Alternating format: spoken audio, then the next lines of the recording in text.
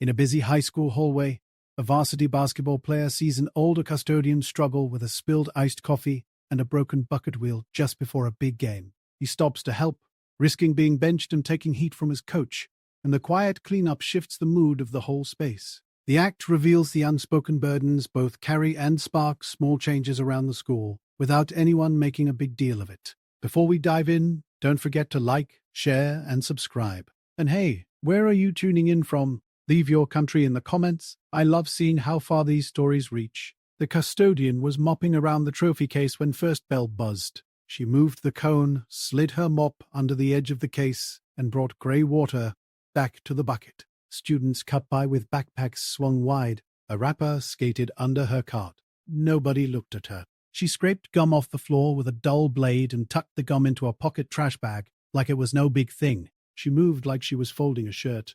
Neat and quick, trying to be unseen. Her cart squeaked. One wheel on the bucket clicked sideways every few feet. She paused and pressed it straight with the heel of her hand. Her shoulders were rounded from picking things up that other people let go of. The trophy case held a line of smiles, frozen under lights. A paper sign for the parent tour at 10 was taped crooked on the glass. The senior came fast around the corner with the tray from the coffee cart. The lid was loose. He bumped someone, said, "My bad," and the iced coffee went down like a soft wave. It spread under the cone and into the open lane. Bits of lid and ice skated toward the lockers. The boy kept moving. A bell tone sounded again, longer this time. Her radio crackled with a call for a spill in the cafeteria. Urgent.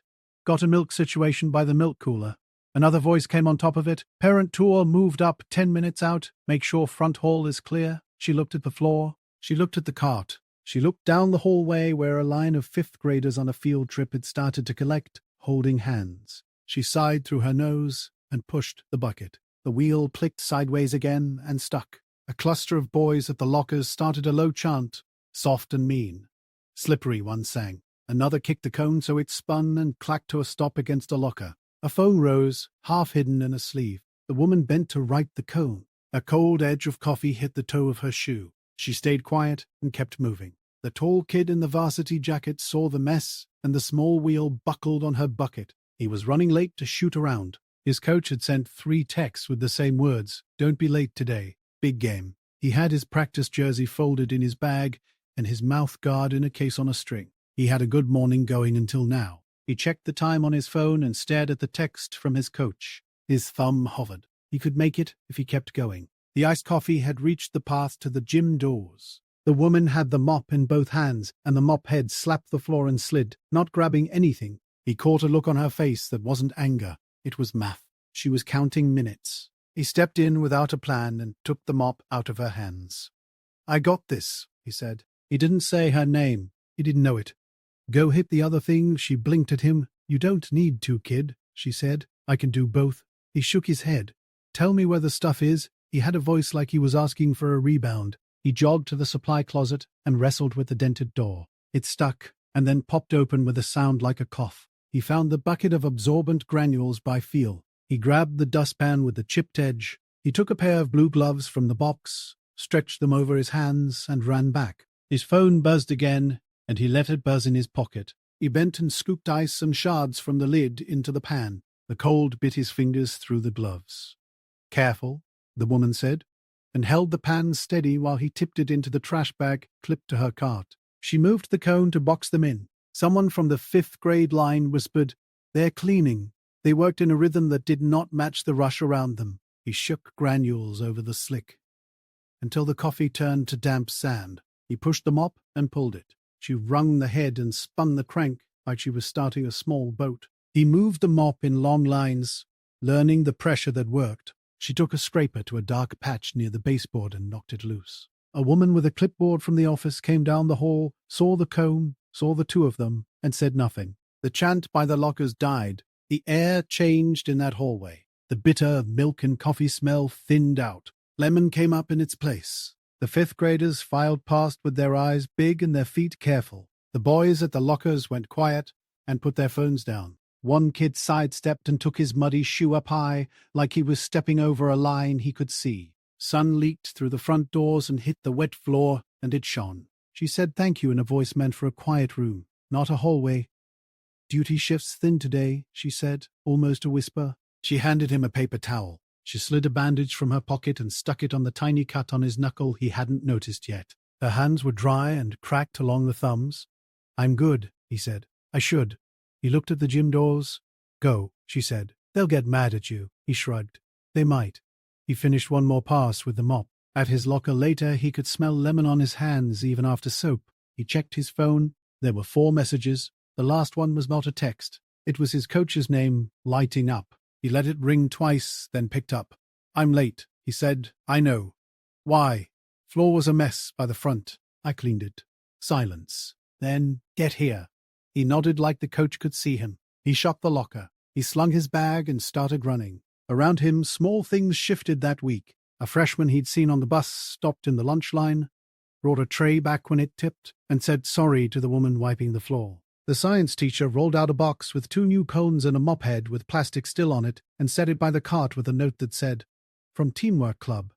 After practice, the team started grabbing towels without waiting to be told, and they wiped sweat off the key so the woman didn't have to come by with the flat mop and the look that said she already knew. One of the boys who had kicked the cone picked it up after it got bumped again. He didn't make a speech. He put it back and walked away. The coach did bench him for the first quarter, and no one argued. He sat on a folding chair and watched the game move like wind through tall grass. His legs bounced. He kept seeing the cut on his knuckle when he clasped his hands. In the second quarter, the coach touched his shoulder and said, "You're in."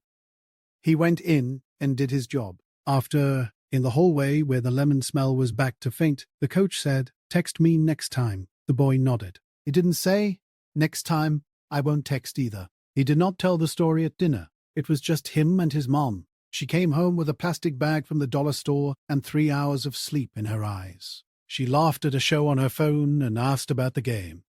"We won," he said. "How was work?" "Hot," she said. She held up her hand, and the corner of her palm was red from bleach. He slid her a water glass and watched her take a long drink.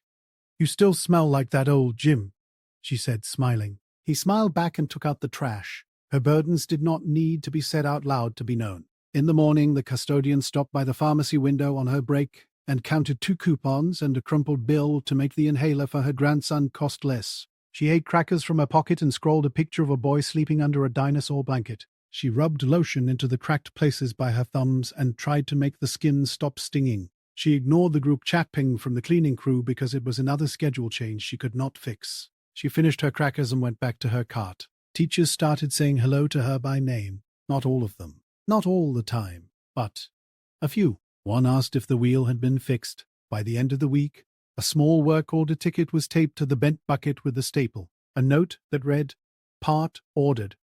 It was nothing, and it was also a little something. She glanced at it and pushed the cart and felt the wheel click a little less. The boy noticed he moved through the halls a bit differently. He took his headphones off at the front doors without thinking. He picked up a bottle someone left on the stair and dropped it in the recycling on his way out. He held the gym door for the next kid, even though he was in a hurry. The door was heavy and he was strong. It was easy to use that for a second and then move on. He did not think of it as being good. He thought of it as looking where he was going. He saw the custodian in the morning and she tipped a peppermint from her pocket into his hand. "Peppermint," she said. "Helps with the mop smell."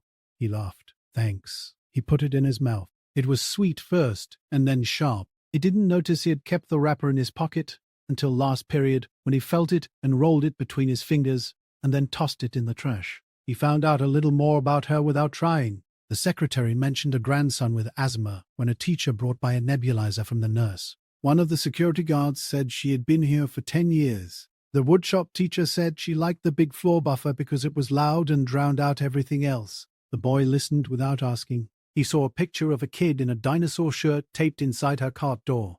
And that was enough.